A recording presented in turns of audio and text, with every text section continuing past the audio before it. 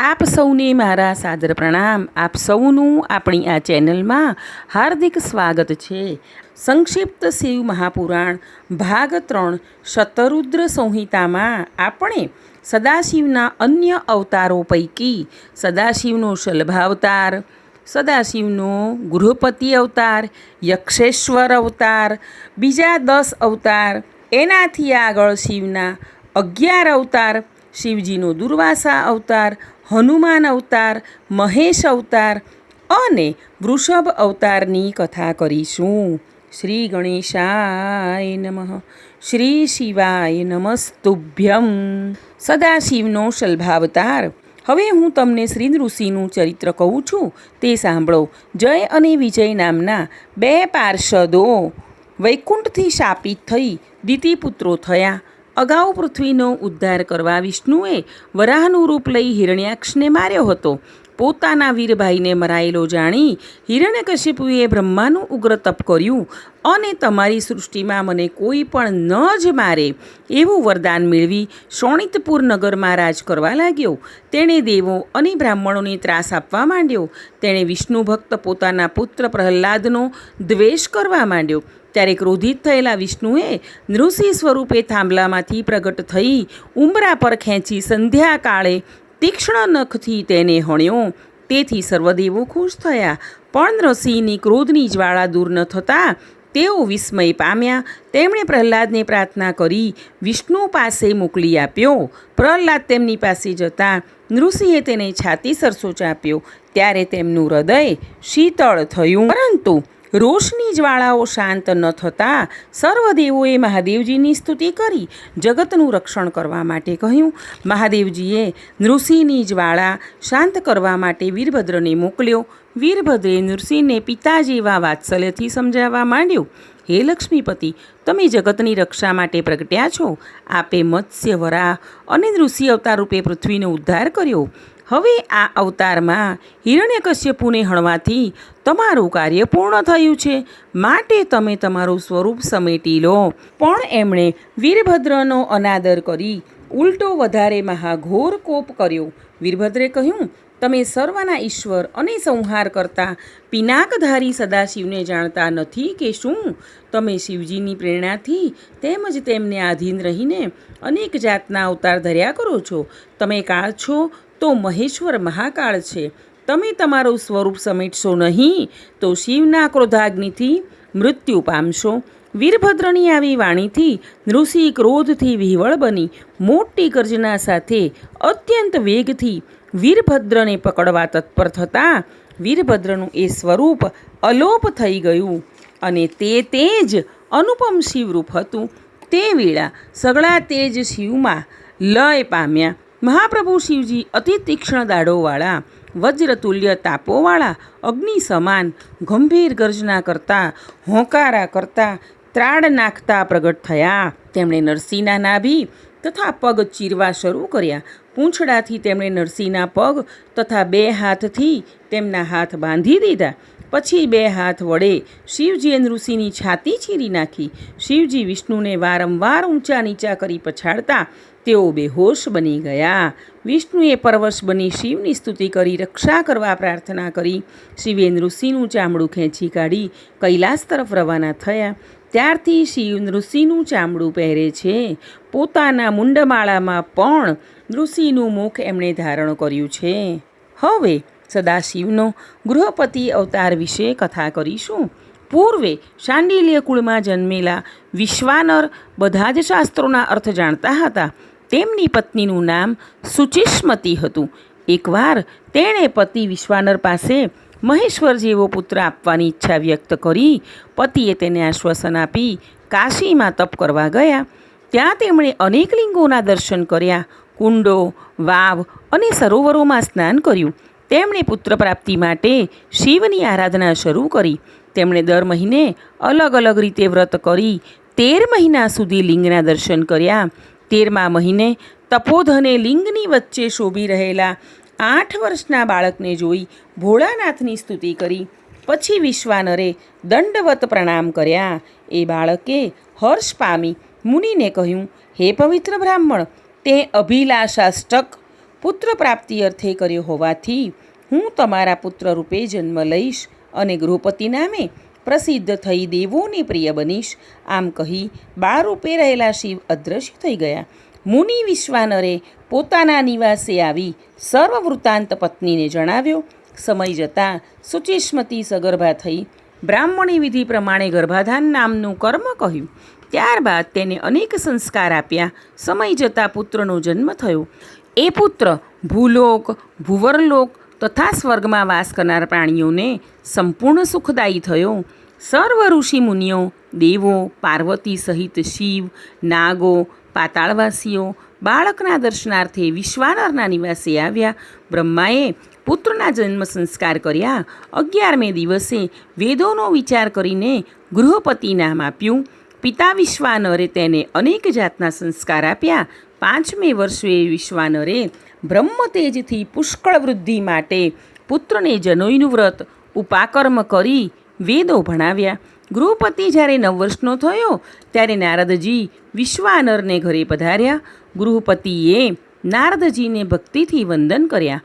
નારદજીએ તેને પોતાના ખોળામાં બેસાડી તેનો જમણો હાથ, કપાળ, આંખો, તાળવું, જીભ વગેરે જોઈને કહ્યું, આ બાળક સર્વાંગે શુભ લક્ષણોવાળો છે, પણ આ બાળક 12 વર્ષનો થશે ત્યારે વીજળી કે અગ્નિદાહથી તેનું મૃત્યુ થશે.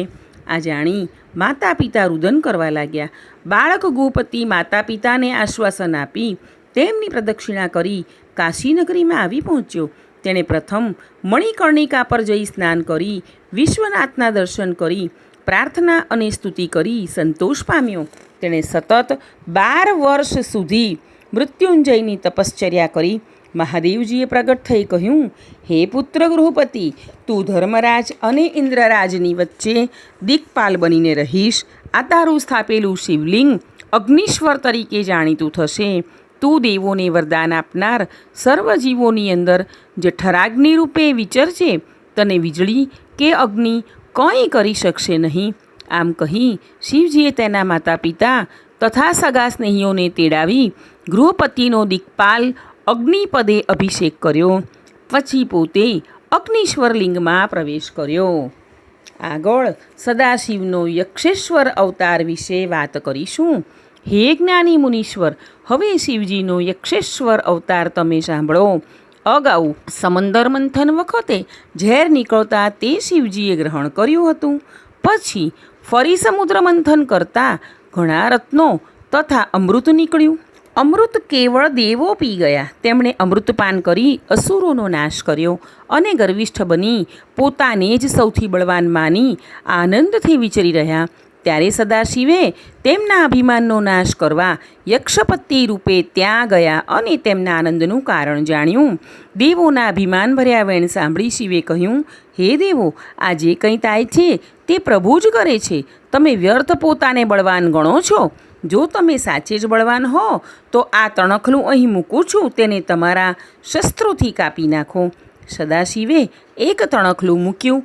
બધા દેવોએ તે તણખલા ઉપર પોતાના અસ્ત્રો અજમાવ્યા, પણ તે બધા નકામા નીવડ્યા. ત્યારે આકાશવાણી થઈ, હે દેવો, આ યક્ષ તો બધાના ગર્વને હરનાર શંકર છે.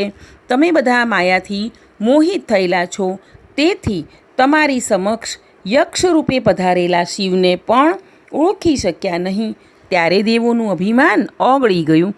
તેઓ ગર્વમુક્ત બનીને બોલ્યા, હે મહેશ્વર, આપ સૌના દેવ છો. આપથી વિશેષ કોઈ નથી. અજ્ઞાનતાથી અમે આપને ઓળખી શક્યા નહીં. તે બદલ અમને ક્ષમા કરો.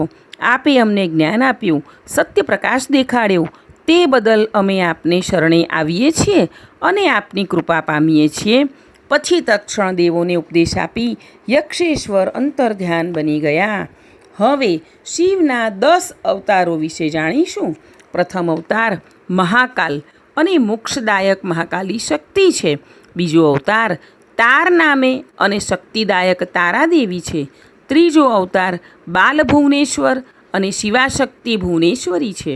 ચોથો અવતાર શ્રી વિદ્યેશ્વર ષોડશ અને ભક્તિ શ્રી વિદ્યા ષોડશી છે. પાંચમો ભૈરવ અવતાર અને તેમની શક્તિ ભૈરવી ગિરજા છે. છઠ્ઠો અવતાર છિન્ન મસ્તક નામે અને શક્તિ છિન્ન મસ્તકા નામે છે. 7મો અવતાર ગુમવાત અને શક્તિ ધુમાવતી. 8મો બગલામુખ નામે અવતાર અને બગલામુખી શક્તિ છે. 9મો માતંગ નામે અવતાર અને તેમની શક્તિ માતંગી છે. 10મો અવતાર કમલ અને તેમની શક્તિ કમલા. આ 10 અવતારો ભક્તોને સર્વ સુખ દેનારા છે. આ શક્તિઓનું મહાત્મ્ય અદ્ભુત અને અનન્ય છે. સદાશિવના બીજા 11 અવતારો વિશે વાત કરીશું. અગાઉ દૈત્યોથી હારેલા ઇન્દ્ર આદિ સઘળા દેવો અમરાવતી ત્યજી નાસી ગયા હતા અને કશ્યપ પાસે આવી પોતાનું દુઃખ તેમને જણાવ્યું. પિતા કશ્યપે તેમને આશ્વાસન આપી કાશીમાં જઈ શિવલિંગનું સ્થાપન કરી દેવોનું હિત ઈચ્છી પ્રેમથી શિવને ઉદ્દેશી તપ આરંભ્યું. તેમના દીર્ઘ તપથી પ્રસન્ન થઈ ભોળાનાથ પ્રગટ થયા અને વરદાન માગવા કહ્યું. ત્યારે કશ્યપે સ્તુતિ કરતાં કહ્યું, હે દેવાધિદેવ, આપ દુઃખી દેવોનું રક્ષણ કરો. આપ મારા પુત્ર થઈ દેવોને આનંદદાયક થાવ. મહાદેવે તથાસ્તુ કહી અદૃશ્ય થઈ ગયા. કશ્યપ પણ આનંદિત થતાં પોતાને નિવાસ આવ્યા. શિવજીએ કશ્યપની પત્ની સુરભી દ્વારા કપાલી, પિંગલ, ભીમ, વિરૂપાક્ષ, વિલોહિત, શાસ્તા, અજપાદ, અહિર્બુધન્ય, શંભુ, ચંડ અને ભવ નામે 11 અવતારો ધારણ કર્યા. કશ્યપના પુત્રો વીરરુદ્રો બળવાન હોય દેવોને સહાય કરનારા થયા. તેમણે યુદ્ધમાં દૈત્યોને સંહારી દેવોને સ્વર્ગ પ્રાપ્તિ કરાવી. શિવજીનો દુર્વાસા અવતાર. બ્રહ્માના પુત્ર અત્રિ તેજસ્વી, તપસ્વી, બ્રહ્મવેતા, બુદ્ધિમાન, બ્રહ્માની આજ્ઞાને પાળનારા અને અનસૂયાના પતિ હતા. તેમણે ઉત્તમ પુત્ર પ્રાપ્તિ માટે પોતાની પત્ની સહિત વૃક્ષ નામના પર્વત પર જઈ ઉગ્ર તપ કર્યું. તપને કારણે તેમના મસ્તકેથી જ્વાળા પ્રગટતા દેવર્ષિઓ, મુનિઓ અને ઇન્દ્ર વગેરે ગભરાયા અને તેઓ બ્રહ્માજી પાસે ગયા. બ્રહ્મા તેમની સાથે વિષ્ણુ લોકમાં ગયા. બ્રહ્મા અને વિષ્ણુ રુદ્ર પાસે ગયા. તેમણે શિવને પ્રણામ કરી પોતાનું દુઃખ જણાવ્યું. બ્રહ્મા, વિષ્ણુ અને મહેશ્વર અત્રિ ઋષિ પાસે ગયા અને તેમને કહ્યું, અમારા અંશથી ઉત્પન્ન થનારા 3 પુત્રો તમારે ત્યાં થશે. તેઓ કીર્તિ વધારનારા થશે. બ્રહ્મા, વિષ્ણુ અને મહેશ્વર અનસૂયાને ત્યાં પુત્રો રૂપે અવતર્યા. બ્રહ્માના અંશથી ચંદ્ર, વિષ્ણુના અંશથી દત્તાત્રેય અને મહેશ્વરના અંશથી દુર્વાસા જન્મ્યા. જે શ્રેષ્ઠ મુનિએ ઉત્તમ ધર્મ ચાલુ કર્યો. દુર્વાસાએ બ્રહ્મતેજની અત્યંત વૃદ્ધિ કરી હતી. તેમજ દયાપરાયણ એવા તેમણે ઘણાની ધર્મ પરીક્ષા પણ કરી હતી. દુર્વાસાએ અંબરીશ રાજાની અને રાજા રામચંદ્રની તથા શ્રી કૃષ્ણની પણ પરીક્ષાઓ કરી હતી. હવે આગળ સદાશિવનો હનુમાન અવતાર જોઈશું. એકવાર મહાદેવ શ્રી હરિના મોહિની સ્વરૂપથી ઘણા કામાસક્ત થઈ શ્રીરામના કલ્યાણાર્થે પોતાના વીર્યનું સ્ખલન કર્યું હતું. તે વીર્ય સપ્તર્ષિઓએ પાંદડા પર રાખ્યું હતું. એ મહર્ષિઓએ ભોળાનાથના વીર્યને શ્રીરામના કાર્ય માટે ગૌતમની પુત્રી અંજના વિશે તેના કાન દ્વારા પ્રવેશાવ્યું. સમય જતાં એ વીર્યમાંથી હનુમાન નામ ધારણ કરતા શિવ વાનર રૂપે જન્મ્યા હતા. તે ઘણા બળવાન અને પરાક્રમી હતા. તેમણે એક દિવસ સૂર્યને ફળ સમજી આરોગવાનું શરૂ કર્યું, પરંતુ દેવોની વિનવણીથી તેમ કરવાનું બંધ કર્યું. હનુમાને સૂર્ય પાસે ઘણી વિદ્યાઓ શીખી હતી. પછી માતા તથા સૂર્યની આજ્ઞાથી તેઓ સુગ્રીવ પાસે ગયા. સુગ્રીવની પત્નીને તેનો ભાઈ વાલી હરી જતાં સુગ્રીવ હનુમાન સાથે વસ્યો હતો. શિવના અંશથી જન્મેલા હનુમાને સુગ્રીવનું ઘણું હિત કર્યું હતું. તેમણે સુગ્રીવની શ્રી રામચંદ્ર સાથે સુખભરી મિત્રતા કરાવી. શ્રીરામે વાલીને હણીને સુગ્રીવને તેની પત્ની અને રાજ્ય પ્રાપ્ત કરાવ્યા. ત્યારબાદ હનુમાને શ્રીરામની સહાય અર્થે અનેક વાનરોની સાથે સીતાની શોધ કરી હતી. તેમણે લંકામાં પ્રવેશી રામજીની વીંટી સીતાજીને આપી હતી અને તેમણે પોતાના પૂંછડા વડે આખી લંકા બાળી હતી. ત્યારબાદ અનેક વાનરોની સાથે સમંદરમાં મોટા મોટા પર્વતો ખડકીને રસ્તો કર્યો હતો. તેમણે યુદ્ધમાં લક્ષ્મણને જીવંત કરવા ઔષધિ સહિતનો પહાડ લાવી આપી શ્રીરામને સહાય કરી હતી. અને લક્ષ્મણજીને જીવન બક્ષ્યું હતું. આમ હનુમાને ઘણી રીતે શ્રીરામની સહાય કરીને પૃથ્વી પર શ્રીરામની ભક્તિનું સ્થાપન કરી તેમના દાસ બન્યા હતા. હવે આગળ આપણે સદાશિવનો મહેશ અવતાર જોઈશું. એક દિવસ શિવ પાર્વતીને વિહાર કરવાનું મન થતાં તેમણે ભૈરવને દ્વારપાળ તરીકે બહાર ઊભો રાખી પોતે મનુષ્ય સ્વભાવવાળા બનીને અંદર આવ્યા અને લાંબા કાળ સુધી પ્રેમ ક્રીડા કરતા રહ્યા. તે દરમિયાન પાર્વતી બહાર આવ્યા. ભૈરવે તેમને મનુષ્યાકૃતિમાં જોઈ બહાર જતા અટકાવ્યા. તેમને જોનાર ભૈરવને અંબિકા સ્વરૂપ પાર્વતીએ ક્રોધે ભરાઈ શાપ આપ્યો. તે મને મનુષ્ય સ્ત્રી તરીકે જોઈ, તેથી તું પૃથ્વી પર મનુષ્ય થા. પાર્વતીના શાપથી હાહાકાર થઈ ગયો. શિવજીએ ભૈરવને આશ્વાસન આપ્યું. શંકરની કૃપાથી ભૈરવ પૃથ્વીલોકમાં વૈતાળ તરીકે અવતર્યો. તેમના પરના સ્નેહના પરિણામે શિવજી પૃથ્વી પર મહેશ નામે અને પાર્વતી શારદા નામે અવતરી જાત જાતની લીલાઓ કરવા લાગ્યા. ત્યારબાદ સદાશિવનો વૃષભાવતાર વિશે કથા કરીશું. ક્ષીર સમુદ્ર મંથન વખતે દેવોને અમૃત પીરસતા જે ટીપા નીચે પડ્યા તેમાંથી ઘણી સુંદર સ્ત્રીઓ ઉત્પન્ન થઈ. તેમને દાનવો પોતાના સ્થાને લઈ ગયા. તેમણે એવી પ્રતિજ્ઞા કરી કે જો દેવો આપણને હરાવે તો આપણે આ સ્ત્રીઓનો સ્પર્શ કરીશું નહીં. પછી અસુરો સાથે દેવોનું યુદ્ધ થતાં અસુરો નાસીને પાતાળમાં પેસી ગયા. વિષ્ણુ ચક્ર લઈને તેમની પાછળ પાતાળમાં ગયા. ત્યાં ઘણી સુંદર સ્ત્રીઓને જોઈ તેઓ કામાસક્ત બની તેમની સાથે વિહાર કરવા લાગ્યા. તેમને ઘણા પુત્રો જન્મ્યા. આ વિષ્ણુ પુત્રોએ પૃથ્વી તથા સ્વર્ગમાં દુઃખદાયક મોટો ઉપદ્રવ મચાવ્યો. આથી દેવો તથા મુનિઓની વિનવણીથી બ્રહ્માજી શિવજીને શરણે ગયા.